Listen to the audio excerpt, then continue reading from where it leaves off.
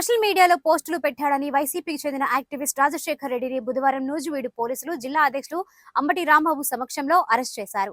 Arrest అనంతరం రాంబాబు మీడియాతో మాట్లాడుతూ అరెస్టు చేసిన రాజశేఖర్ రెడ్డిని 24 గంటల్లోపు కోర్టులో జడ్జి ముందు ప్రవేశపెట్టకపోతే చట్ట ప్రకారంగా ప్రైవేటు కేసు వేస్తామని తెలిపారు. పాలనపై దృష్టి సారించకుండా ప్రతిపక్ష పార్టీల నాయకుల అరెస్టులపై ప్రభుత్వం దృష్టి సారించడం చాలా దురదృష్టకరమని పేర్కొన్నారు. ఈ సమావేశంలో పలువురు పార్టీ నాయకులు హాజరయ్యారు. రాజకీయ వ్యాఖ్యలు చేయకపోతే చంద్రబాబు మెప్పు పొందలేము అనుకుంటున్నాను. నేను కూడా చెప్పే కదా, నేను ఆయన ఎవరైనా కోయా ప్రవీణ్ ఆయన ఏమంటాడు, అరబ్ కంట్రీస్లో అయితే అంట రాళ్ళు వేసి కొట్టి చంపేసేవాడు అంట. శిక్షణ కూడా ఆయనే చెప్పేటటువంటి పరిస్థితి చెబుతున్నారు. మితిమీరి ప్రవర్తిస్తున్నారు. మీ పరిధిలో మీరు చేయండి, తప్పలేదు. మన పేపర్ రాయండి, గట్టిగా రాసేయండి మా మీద వ్యతిరేకం. ఎందుకంటే అప్పుడు చంద్రబాబు సంతోషపడతారు. మైక్ ముందుకు వచ్చేందుకు మీరు అనవసరంగా ఓవర్ యాక్షన్. మీ మైక్ పని కాదు, మీది రాత పని. మైక్ ముందు మా పని, మీ హోంమంత్రి పని, లేకపోతే కాబోయే హోంమంత్రి పని, పవన్ కళ్యాణ్ పని, లేకపోతే లోకేష్ మాత్రం ప్లాస్టర్ వేసుకున్నాడు. ఎందుకంటే చెడ్డంతా పోతే ఆడ మీద పోతాను, నేను ఎందుకు కామకూడదు. అక్కడ దాకా ఎందుకు బ్రదర్, నేను చేశాను ఒకటి. మా హెల్త్ మినిస్టర్, మాజీ హెల్త్ మినిస్టర్ 20 రోజులు ఏంది తీసుకున్నారా action? What action they have taken? మీరు అందరూ అబద్ధం అనుకోండి, చెప్పండి. మీరందరూ యూట్యూబ్లో చూస్తున్నారు, ఆమె గురించి ఎంత భయంకరంగా ఇస్తున్నారు, చూస్తున్నారు లేదా?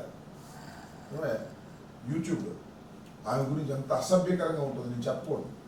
ఎంత అసభ్యకరంగా ఆమె గురించి రాస్తున్నారు, ఆమె గురించి చూపిస్తున్నారు, మార్ఫింగ్ చేసి. నేను చూపించగలను, ఇప్పుడు బాగోదు, సభ్యతగా లేదు. ఏదో మంగళపూడి అనిత గారిని అంటున్నారని ఆవేద పడిపోతున్నారు తెలుగుదేశం వాళ్ళు, లేకపోతే పవన్ కళ్యాణ్ గారి బిడ్డలు అంటున్నారని ఆవేద పడిపోతున్నారు. మా బిడ్డల సంగతి ఏంటి?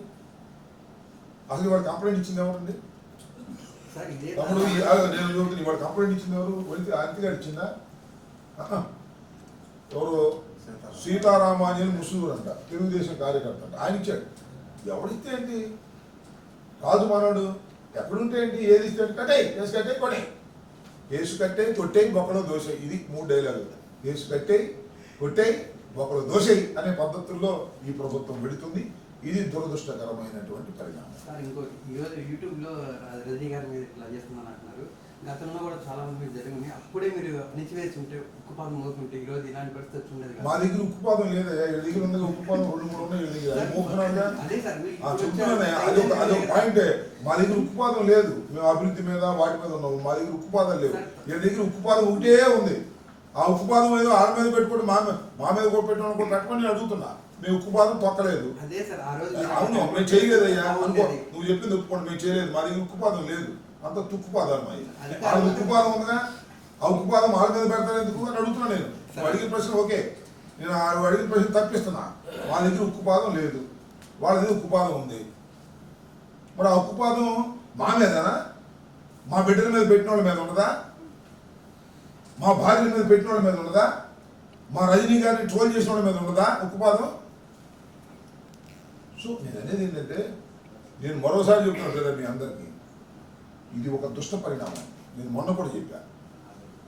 ఏ దుష్ట పరిణామం? పెద్ద అభివృద్ధి జరుగుతుంది, కమ్యూనికేషన్ అభివృద్ధి. యూట్యూబ్లో వచ్చేసినాయి, టీవీ ప్రభావం కూడా తగ్గిపోయింది, ఫేస్బుక్లో వచ్చేసినాయి, నెట్లో వచ్చేసినాయి. మీకు తెలియదు, మీరు కుర్రోళ్ళు అని. మాకు ఫోన్ ఏమి ఉండేది కాదు, ల్యాండ్ ఫోన్ కూడా ఉండేది కాదు. మా ఇంట్లో మా నాన్న అడ్వకేట్, ల్యాండ్ ఫోన్ కూడా ఉండేది కాదు. పీపీఎల్ పెట్టేవాళ్ళు, పక్కన మాట్లాడాల్సి వచ్చేది. అక్కడి నుంచి మన చేతిలోనే చేస్తున్నాం కొన్ని. ఇదంతా పెద్ద అభివృద్ధి. ఈ అభివృద్ధిలో కొన్ని దుష్ట శక్తులు ప్రవేశించాయి. నిరూపించు,